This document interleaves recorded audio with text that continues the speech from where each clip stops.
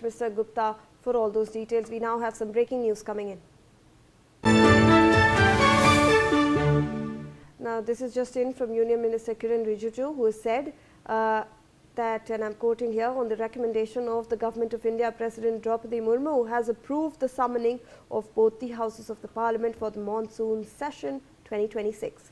The session will commence on July 20th, 2026 and continue till August 13th for meaningful debate, discussion and decisions on issues of national importance.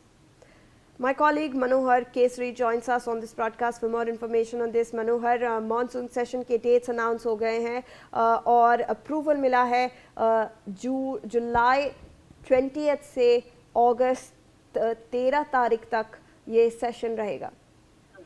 देखिए, बिल्कुल राष्ट्रपति की अभिलंबन मिल चुकी है कि इस बार के मानसून सेशन 20 जुलाई से लेकर के 13 अगस्त तक चलेगा। कुल मिलाकर के 19 सिटिंग इसमें होगी और कई इम्पोर्टेंट बिल आने की संभावनाएं हैं, जिनमें से हमने पिछली बार देखा कि जो बजट का स्पेशल सेशन था उनमें डिलिमिटेशन बिल, महिला आरक्षण बिल दोनों पास नहीं हो पाया था क्योंकि सरकार के पास मेजोरिटी नहीं थी, वोटिंग नहीं थी। इस बार सरकार की कोशिश रहेगी कि इस बार इस बिल को पास कराया जाए। वहीं दूसरी बार दो और इम्पोर्टेंट बिल हैं जिसे लेकर के जेपीसी का गठन किया गया था। एक बिल है 130 जो कॉन्स्टिट्यूशन अमेंडमेंट है और जम्मू कश्मीर और एनसीटी पुनर्गठन बिल जो 2026 है उनकी लगातार बैठक चल रही है।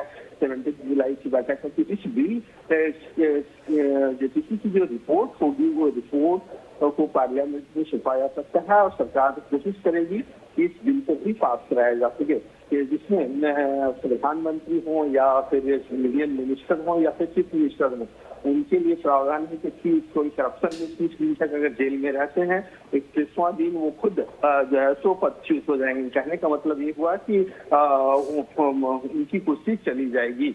तो ये बिल भी पार्लियामेंट में लाया जा सकता है।